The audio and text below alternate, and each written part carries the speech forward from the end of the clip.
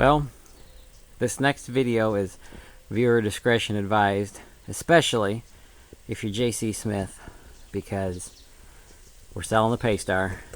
It's been sold. The guy's coming to pick it up here in the next hour or two. So I'm cleaning it out and rounding up all the stuff for it. So it's been a good run. I was looking, JC signed one of these stickers at the truck show one year. Thought it was the driver's side.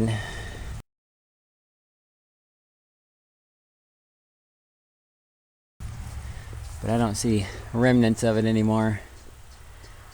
But it's the end of the ride for her. It's no longer feasible for me to keep it. It just doesn't make sense. I don't have semi-trailers to pull anymore. I don't need to pull semi-trailers anymore. I don't have my CDL. The fine window that I would have to drive this truck legally is way too fine, and I don't feel like trying to work on that. And to retag it, the fine state of Ohio has changed their laws or rules or whatever to where this truck was last tagged in 20. For me to tag it current, I have to pay every year to make it current from 2020. For those of you that don't know, big trucks are expensive.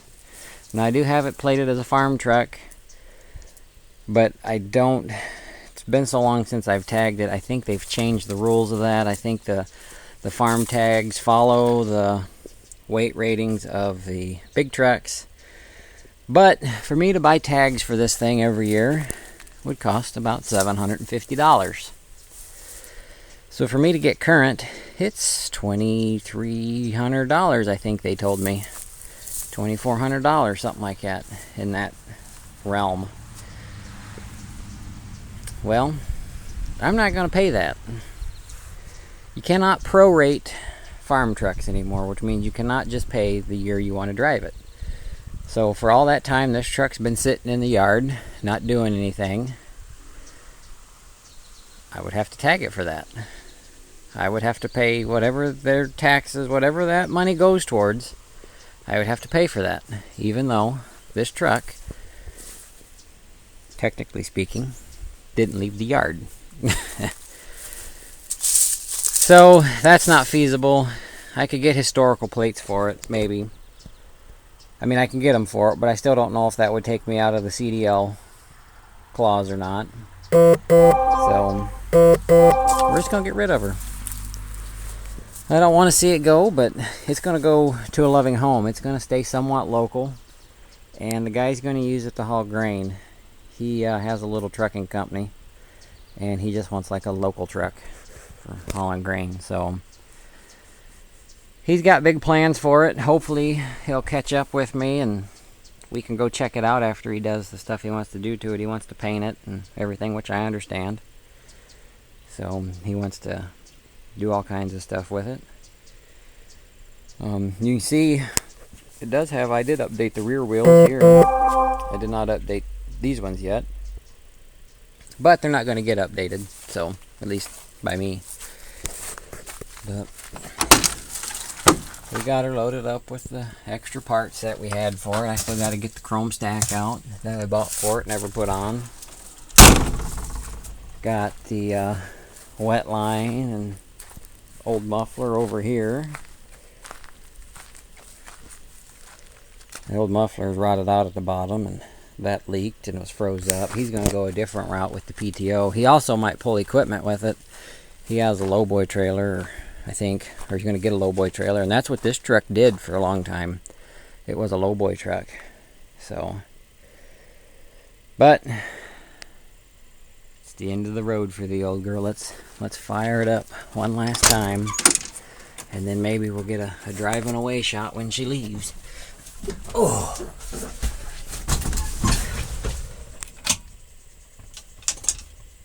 It's weird, I just had it running. It's got air and it's not buzzing. Usually it's yelling at me. Oh yeah.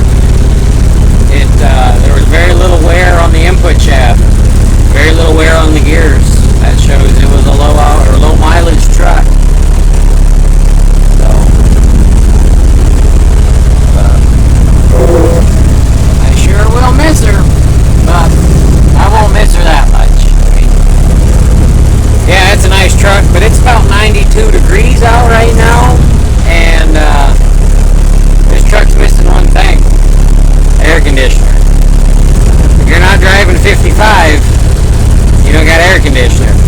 But if you're driving 55, you're going to pee blood by the time you're done driving her around, because she is a rough rider.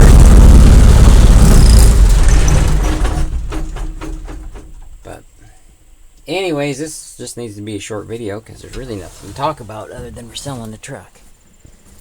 So, ooh, jump down. You guys can go back through all the videos. I have a playlist of this truck, and I'll go through and I'll make sure I got all the videos that were related to this truck are in that playlist. I mean, it had dual fuel tanks. We took them off. We had the transmission redone. I got all new lines under there. I put a new brake chamber on it. I got the other brake chamber here in the truck for it. And we had a lot of fun. This was a good truck to get me into the realm of big rigs. But she's got to go. Maybe we'll get another one someday. I really want a cab over. But I know this video is really up close, and that bothers me because I'm on my phone.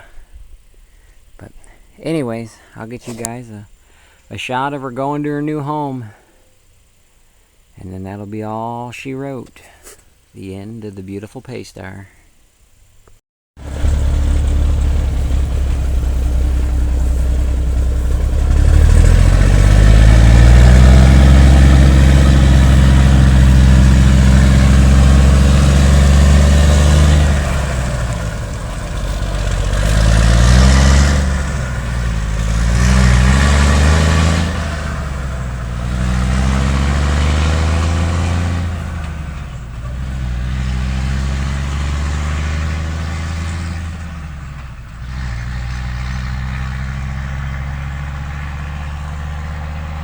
Hello, I'm a truck.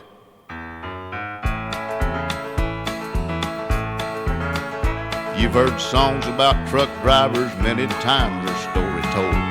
How they pulled out of Pittsburgh for 6 days on the road, about that Feather River Canyon and climbing that old grapevine, that old roadhouse down in Texas, and the girls they left behind.